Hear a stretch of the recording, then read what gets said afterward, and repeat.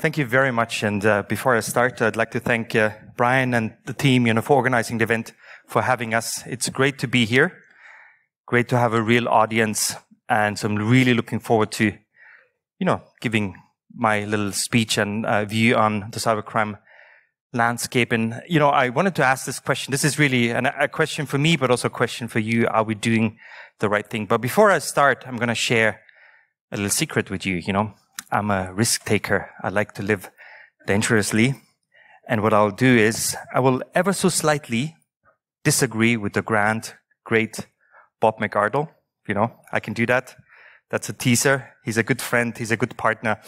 But there are 2 points I'd like to sort of, challenge a little bit from our side. But, without further ado, just going into my presentation and just to tell you what we do, how we work. Obviously, as Europol, we are the EU's law enforcement agency. We support the 27 member states. We support our non-EU partners, but we don't start our own investigations. We don't have policing powers. So what we are really law enforcement as a service. We provide key expertise to our member states, to our non-EU partners. We provide, aggregated intelligence packages. We provide, tools and services. And then we have a whole network of liaison officers that are actually physically sitting in the building. That's not just from the 27 member states, but from all the countries with whom we have, non-EU countries with whom we have an operation agreement. So, for instance, the US is currently present with 11 different agencies. Now, so we were established in 2013. We're part of Europol, really with the idea being that we need to have a dedicated center to deal with cybercrime, to support our member states in dealing with the problem. But then we realized, and that was something, similar to a startup in 2014 when we still had, we're able to go to a bar at Europol. If you've ever come to Europol, we have our own bar, the Blue Bottle. Vic, you would know that. Well, Brian, you as well. Definitely, right? And so on the back on a little piece of paper, we came up with the idea of saying, well, we need to have a network of cybercrime investigators. So we established that in 2014, at the end of 2014, against a lot of pushback and a lot of countries being very critical because they thought, well, that's a duplication of what we already have. But the problem is, a lot of those liaison officers, they're not cybercrime experts. Now, a few years later, we have a platform and we host that platform, which is member state-led. It's member-led, it's intelligence-led, and it's very operational. This is now a platform where we have, 20 different law enforcement agencies from 17 different countries, including 7 non-EU countries. And if you look, the US just joined with a 3rd agency. And that's just goes to show how much importance they attach to that platform. And with Belgium as one of the last countries to join us, and interesting enough, they were quite critical in the beginning. So this is now a unique operational platform globally. This does not exist. There's not a second platform like the JCAT, and all of our operations, everything we've been doing over the last, since 2014 has been coordinated, prioritized, deconflicted through the JCAT. So that's this is what we do. One of the services, key services that we provide to member states and non-EU partners to combat cybercrime. But when we were established, it was already clear that we need to have those different networks. As they say, you can't fight cybercrime on your own. You can't do it as an organization. You can't do it as law enforcement. You can't do it at national level. You need to have that international network of partners, and you need to work with industry. You need to work with academia. You need to work with the CSIRT community. We need to all come together to create that network. And, we have currently 3 different advisory groups with 80 experts. And, a lot of those companies that support us are actually in the room. Thank you for that. Thank you for your continued support. And it's been hard to get where we are right now, to see eye to eye, to respect each other.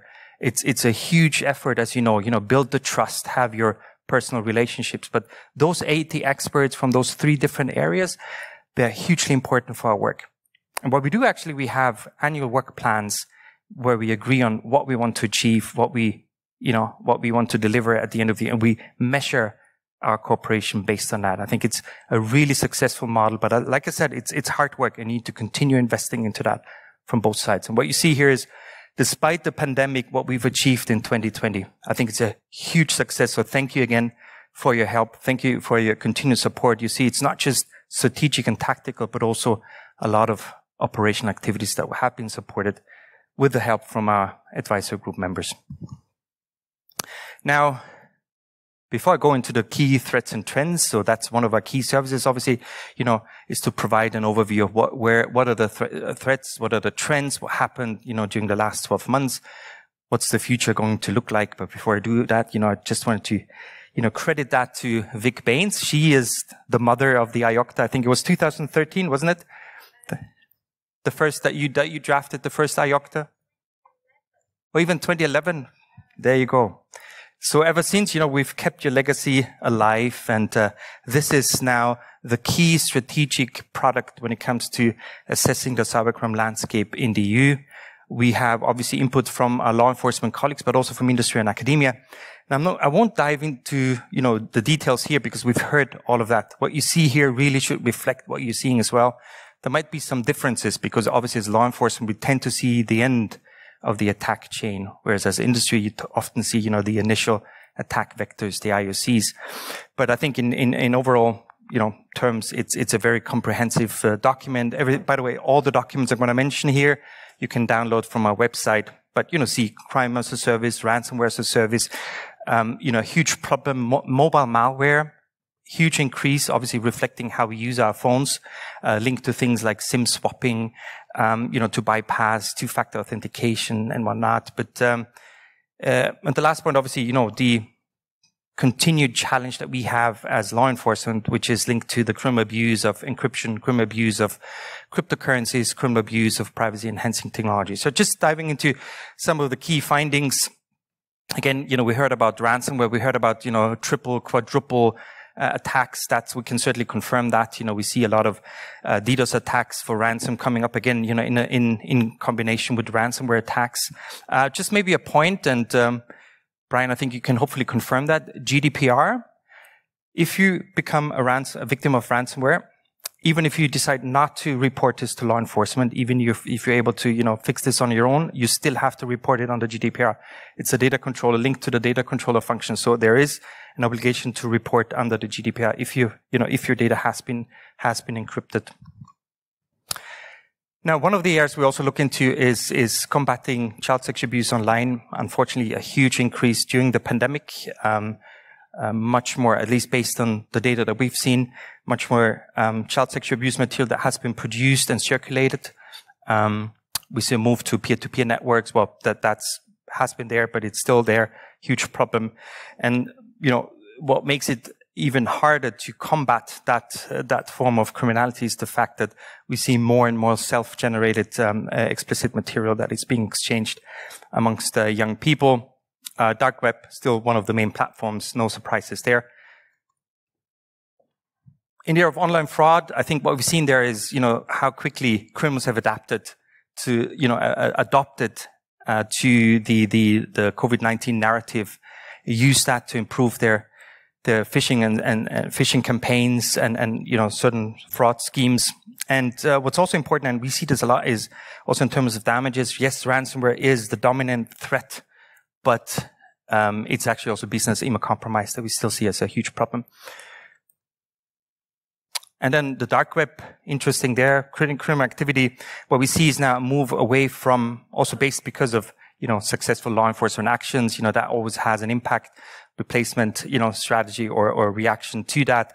We now see a move to distributed, encrypted communication platforms such as Telegram and Wicker, and also a tendency to use more privacy-enhanced cryptocurrencies. Now, I mentioned, I didn't get to the point, so that's the first ever so slightly pushback, because Bob, he did mention, 1989 ransomware, first sort of, ransomware attack. Now, it's true, obviously, this is light years away from what we're seeing right now. But the point is, and this is sort of linked what Vic has said, what Brian has said, Eugene has said, there are no sort of black swans, or very rarely, and Brian, you actually had this as a screen, very rarely would we see those black swans, the, curveball, that's like, oh my God, nobody ever thought about this. So that's why it is important to look back and say, well, 1989, there was the first attempt, to encrypt data. Of course, it's very, very different from what we're seeing right now. Just like with artificial intelligence, it was 1940 that the first AI systems were programmed. And guess what? I mean, the basic principles are still the same. Now, of course, we have the computing power, we have the data, so now we can actually use it. We have that convergence. The same with, quantum computing, introduced conceptually in 1980. So all these concepts have been around. So there are no black swans in that sense. There's a real evolution.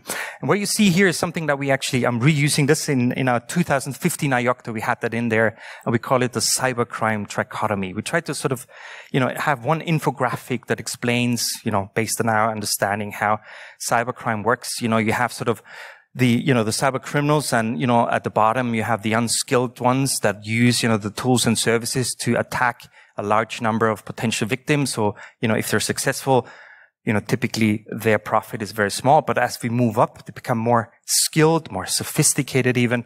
And a lot of times, at the top, they won't even share the tools. And those are the ones that have the targeted attacks. If they're successful, big game hunting, they have the huge successes. Why is this important? This is linked to, what we've heard before. If you look at the bottom, we do not have the resources to investigate that, high volume, low value criminality. We just simply do not have the resources. We can't investigate ourselves out of this, which means all these principles we've heard, security by design, security by default, privacy by design, privacy by default, cyber resilience, whatever we want to call it, those basic principles, the things that have been, discussing for years now. Again, this is not news. We know what the basic cybersecurity controls are. We know what we need to do. Network segregation, monitor your admin accounts, two-factor, multi-factor authentication, test your backup plans, all the things that we know we should be doing. A lot of times, unfortunately, we don't do. Because if we get that right, if we collectively manage to increase the cybersecurity baseline, increase cyber resilience, with this idea being that there is no, full security, no 100% security. So eventually we'll all be, a victim of a cybercrime attack. We need to be prepared. We need to be ready. We need to have a incident response plans, not just sort of prepared, but also tested.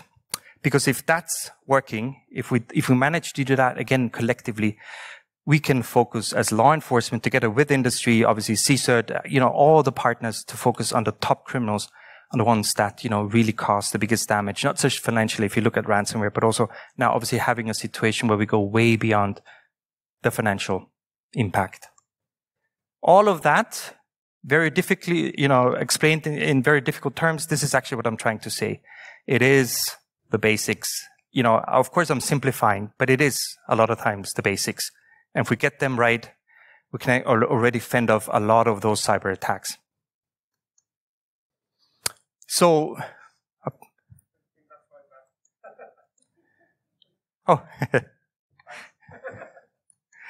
so if we are successful, you could say, well, what's the gold standard for us? The gold standard is if you actually have successful operations. We take down infrastructure, we go after the bad guys, we seize their assets. And I think one of the best examples, recent examples, is the takedown of Emotet in January this year. An operation that took more than 3 years. Many international partners, not just law enforcement, but also industry, academia working together, coming together. Very early start on a day in January, 4 o'clock, waiting for one of the suspects, to get to the office. And then he kicked off 3 different teams, one just focusing on the infrastructure, one focusing on the financial aspects, and one just focusing obviously on the criminals. And we were able to use new legislation in the Netherlands that would allow them to actually hack into some of the C2 servers. And we used legislation in Germany and there was also a novel approach to seize the actual malware and replace it with, modified code that would still report to the sinkhole, so we would still get the ping, but obviously would be without the malicious part. And if you think about it, Emotet, for years, one of the key threats in 2019, it was estimated that about 61% globally of all emails with a malicious attachment were coming through Emotet. I think we saw it, I think it was 2018 probably, or 17.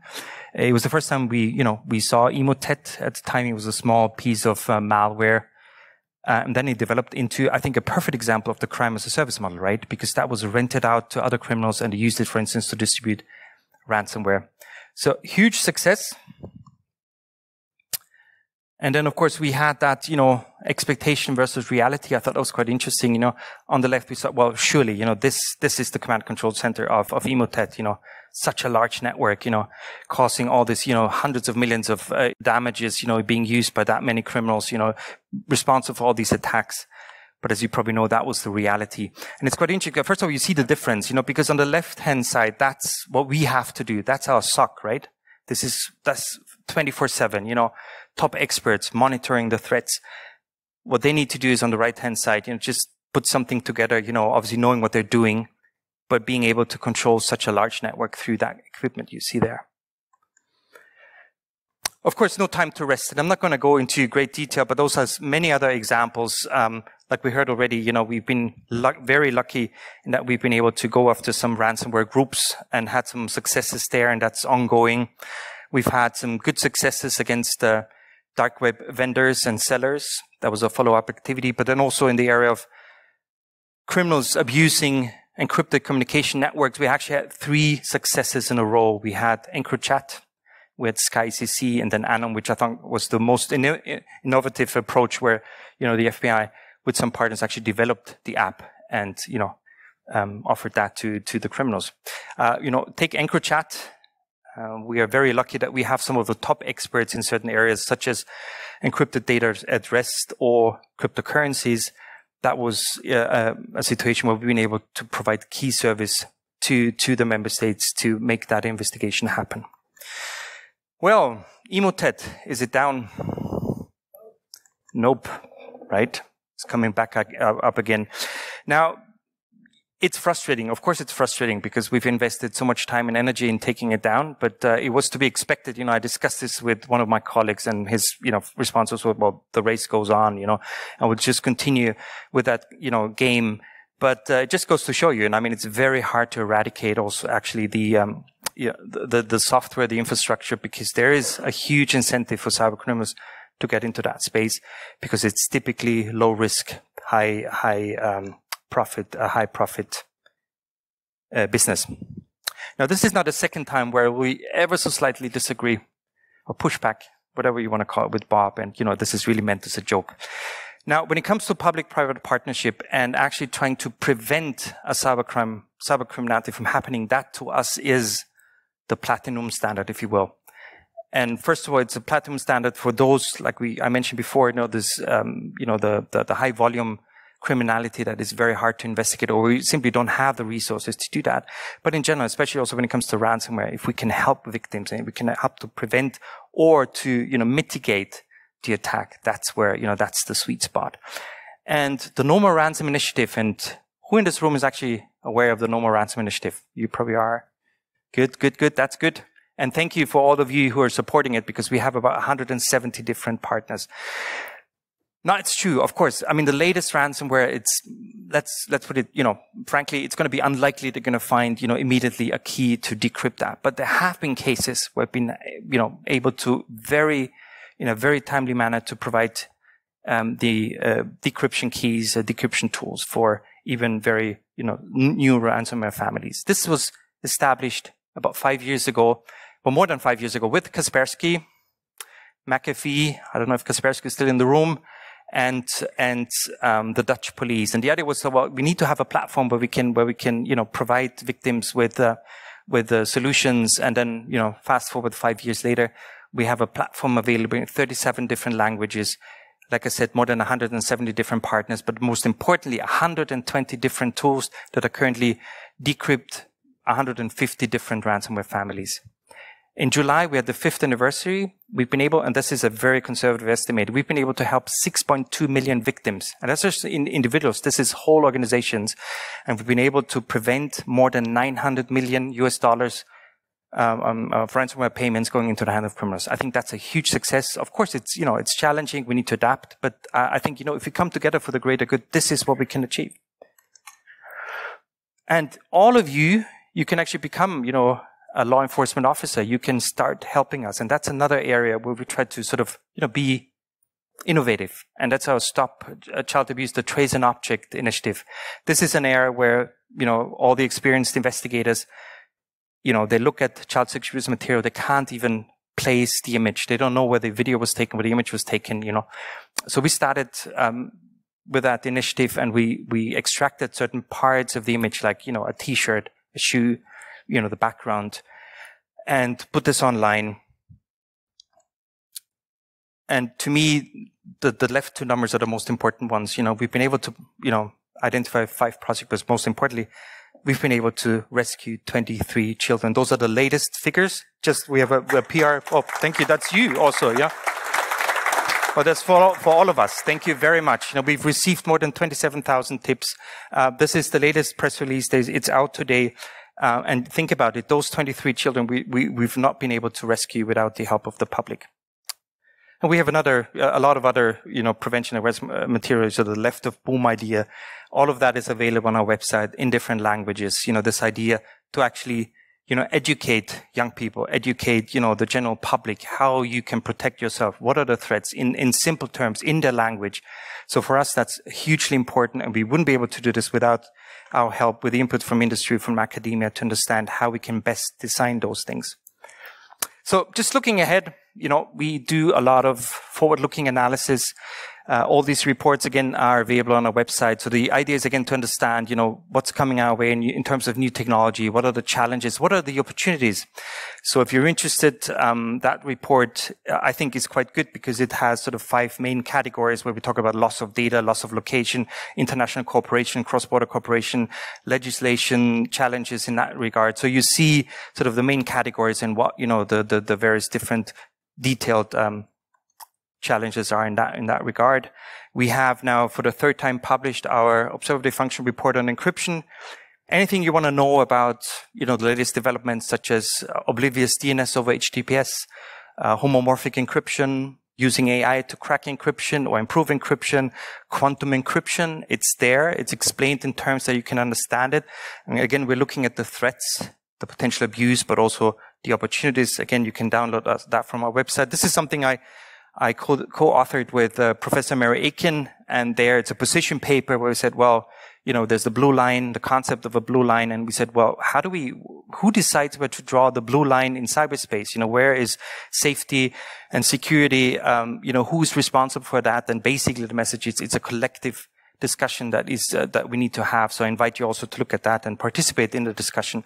Then, as a last example, this is something we drafted together with, was actually Bob and his team and Unicre, on the malicious uses and abuses of artificial intelligence, which was a very innocent question I got about 1.5 years ago from a journalist. And I said, I have no idea. So we looked at it, and I think it's quite interesting. It's a little bit gloomy, but we have a number of recommendations, because the basic message is that, and I think that goes for my entire presentation, is yes, there's a lot of risks. There's a lot of bad things happening, but there's so much potential in cyberspace, right? And artificial intelligence for good, there's so much potential. We just need to know the risks.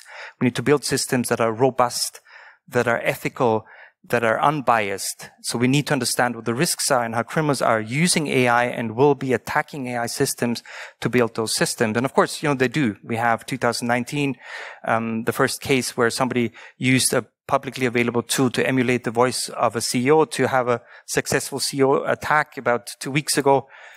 I had, you know, attended a meeting. I was sitting next to a board member, and we're talking about that. And I said, yeah, happened to me 2 weeks ago. They spoofed my number and then called 2 of our partners here in Spain and in the US. So it's happening. This is not sci-fi. This is happening as we speak. We had the case where, you know, some MPs thought they were speaking to the chief of staff of Navalny, but apparently that was a deep fake. So this is, you know, if you look at this, you probably know that website, but I love it, you know, where you see, where, you know, you can see those 2 faces. One of them is completely synthetical, you know, created from scratch. I'll give you a second to look at those 2 faces. Which one do you think is real? Yeah, true. So it's the right one. But, you know, if you think about that, that means in terms of, you know, identity management, know your customer. I've seen proof of concepts where in real time they've been able to manipulate videos. So a lot of those standards that we have, you know, in this space, for instance, for banks, when you create online accounts, you know, we need to come up with new ways of testing those images and videos to spot whether those are deepfakes or not. So this really gets me to the end, where the question was, so are we doing it right? Honestly, from where I stand, I think we've come a very long way. We're doing it right because we're working together, we're coming together. But having said that, I think we need to become even better. We need to become more innovative. And by the way, we do a lot of innovation. It's just in the interest of time, I didn't want to dive into that. We've done a lot of interesting work in that space. We need to work with academia to become more innovative even. We need to improve our communication, our collaboration. It's challenging. Somebody once said, cooperation and sharing information is the thoughts and prayers of the cybersecurity industry. And it's true. We've been discussing this. Again, it's not a new concept. But I think we've come a long way, and I would like to thank you because a lot of you in the room are working closely with us, and together we have, an opportunity to make cyberspace safer and more secure. And with that, I'll thank you.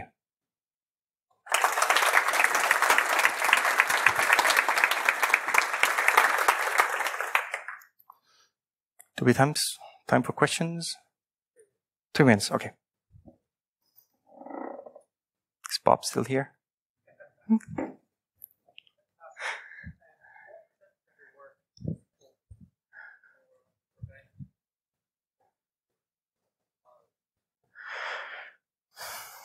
I think so. Raison d'être is operational work. So whatever we do is mostly focusing on supporting operations, so strategic, tactically, and operationally. I would say about 20%. And of course, we have the problem, like everyone else. How do you measure the impact of your prevention and awareness work? But what we typically do is that we work with operations. So whenever there's a large, for instance, money mule actions, we have regular money mule actions. The last one was supported by more than 1,000 different banks, not just within you. We then have a prevention campaign following the operational activity in the various different languages. So we also try to really link it to the operational activities. But I would say about 20% of work is dedicated to prevention and awareness.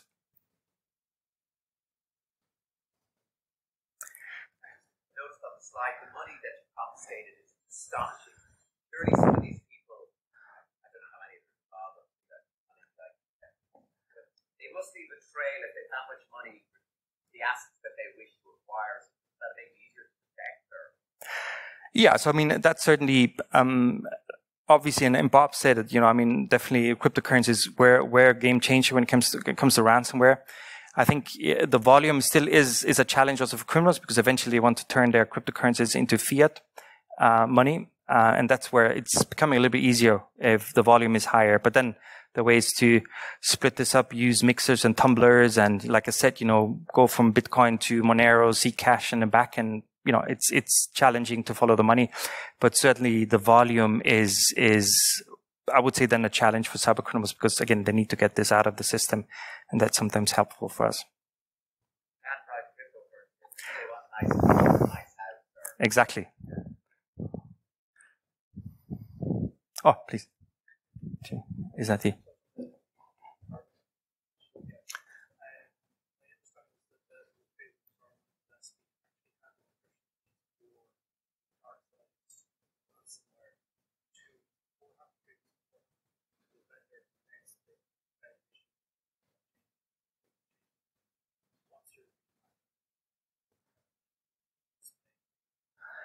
You mean that they allegedly had the key and were giving that to the...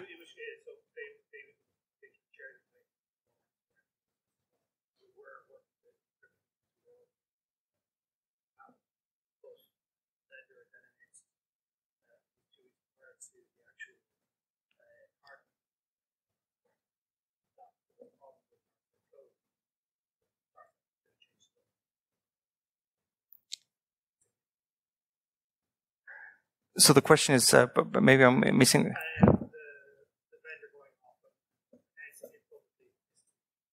Yeah, I think that's, that's a challenge in general. And I think that's one of the reasons why normal ransom is not as popular as it could be, because there's obviously a whole business model out there in terms of ransomware mitigation. And that's where trust comes into play. And that's typically, a lot of times we have that problem, for instance, when it comes to releasing press releases. They have some countries saying, wow, we're so excited, we're going to release that. And we're like, well, we actually decided to do that tomorrow or whatever. So, you know, a lot of times it helps them to have JCAT and other platforms to deconflict and coordinate that, but we can't control this all the time. It is what it is, I guess. One more question? Wrap up now? Yeah, I'm totally wrapped up. So, over time. Oh my God. Thank you very much.